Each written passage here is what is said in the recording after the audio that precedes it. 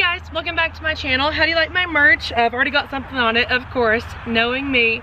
But this is one of my shirts from Teespring, so check it out. It says Isaiah 40:31, and on the back it has the verse and my little logo.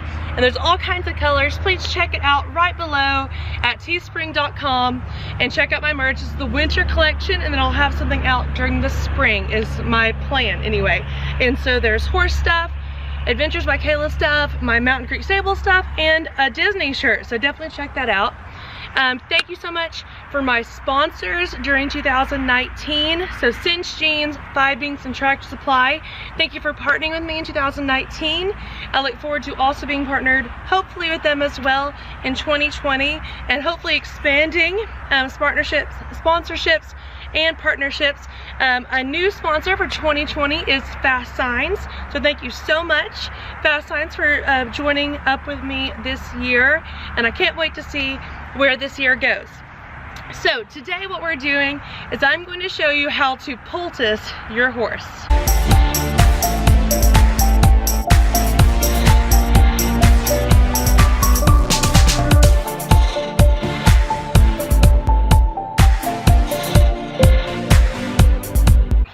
So you may say, why do I need to poultice your horse? Okay, there's a couple of reasons.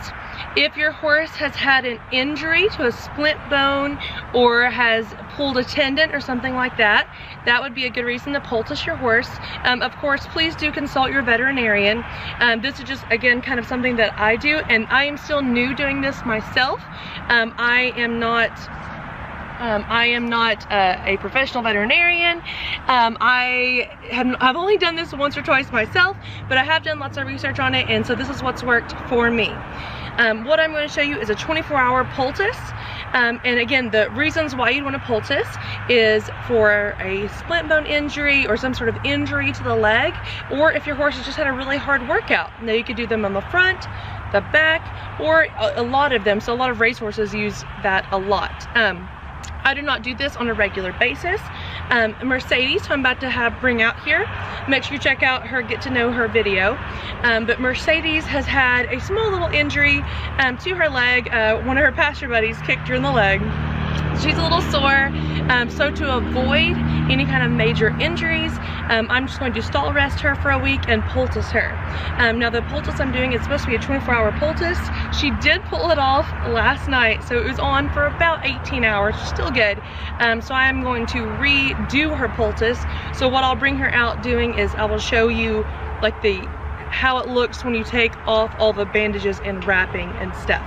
Alright guys, so I'm back here with Mercedes, the 5-year-old appendix thoroughbred quarter horse cross. We just did some grooming and getting her out of winter hairy and becoming more show ready, but do excuse her little bit of crazy looking hair, but this is our first stage. And make sure you check out my winter grooming to show season grooming routine to help you get more into the show season, but I don't do it all at one stage. It takes a little bit of stages. So one is to make sure that you have your horse tied up somewhere. This would be so hard to do holding and doing it. So if you have someone to hold the horse, that'd be great. If they tie well, you can tie them up. I have her tied here to round pin panels. If you're gonna do round pin panels, make sure they're actually in a round pin, so like that they can't fall over or something. I try to have a little bit better place over here.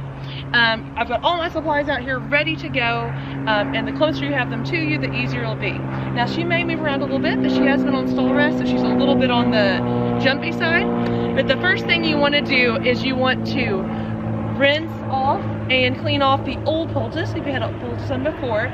If they didn't have a poultice, you do want to clean it off and clean the area really good. If they're really dirty and gross, you could use shampoo to clean it. Make sure you don't use medicated shampoo on it, because it does say on the box not to use medicated shampoo because it could interact with the active ingredient. So you just want to use regular shampoo if you're going to wash it, and really make sure it's pretty dry. Like we're going to like rinse it, so it can still be damp for sure, but you don't want it like soaking wet. So I am just going to rinse it. The old poultice actually just does rinse off, and so I'm just going to rinse it off, and that's actually paper that's on there, and I'll show you when we're going to use that. But yeah, so I'm going to rinse it off. What you're supposed to do is 10 minutes of rinsing with cold water, no more than 20 minutes, but more than 10 is ideal. I'm sometimes just doing about 1 to 3 minutes just because it's so wet around here. I don't want a whole lot of wetness on her hooves, so you know there's pros and cons to doing cold hosing. But I do plan on doing some cold hosing right here just to clean it off. Plus it does give me a chance to inspect the area at which I'm concerned about because it's been poulticed for 24 hours. So let's go ahead and cold hose it.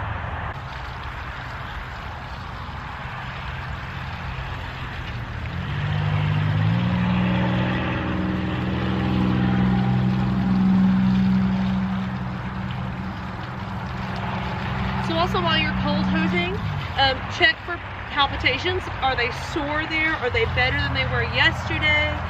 Is there any inflammation? Is there any heat? So there shouldn't be heat while you're cold hosing, but as soon as you dry it, heat will return.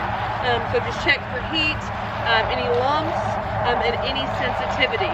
So I can already tell just from 1 day of a poultice, she is about 80% better.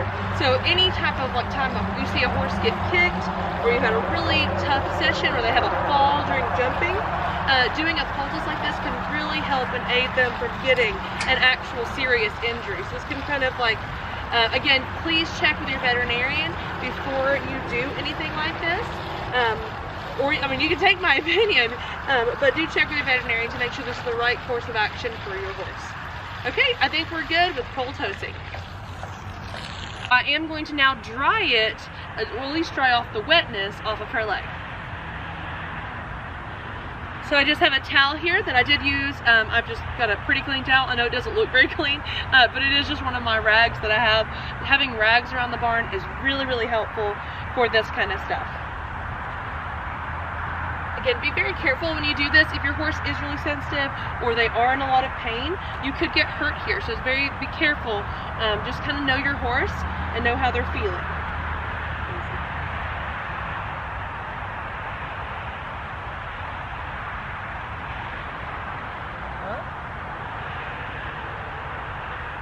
You don't have to add water or anything. You just open it up, put it on the horse's leg. I would suggest using a latex glove and just throwing that away.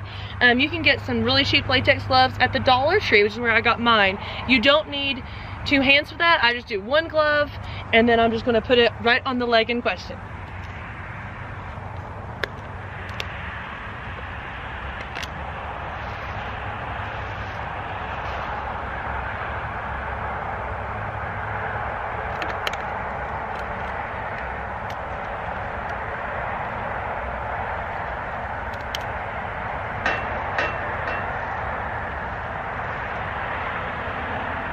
Okay, so I am going to put this, so to see what it kind of looks like, it's kind of like a clay, like if you ever use modeling clay.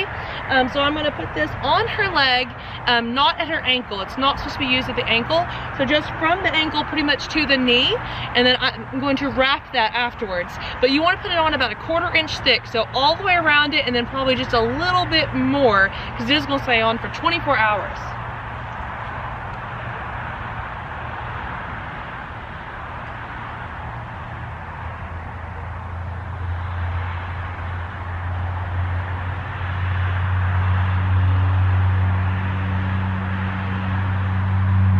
Into her leg just to make sure she's doing good with that, and it kind of makes sure it gets in all those nooks and crannies. Now I'm going to do the 1/4 inch thick, so I'm just going to go around and put the final layer of it on there.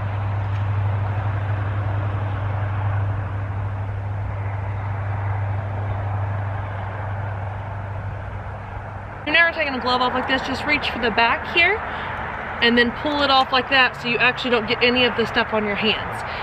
Don't touch your face or your eyes or anything. I mean, I don't think it'd really bother you, but if you're worried about that, go ahead and wash your hands next.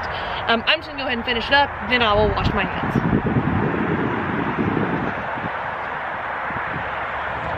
Okay, the next step to do a poultice is I'm gonna take this brown,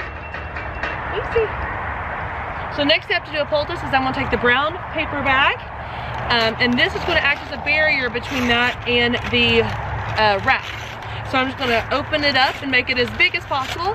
Then I just need to go wet it. Just wet it just to make it more easily stick to it. So I'm going to try to gently put it around her leg and wrap it around the poultice.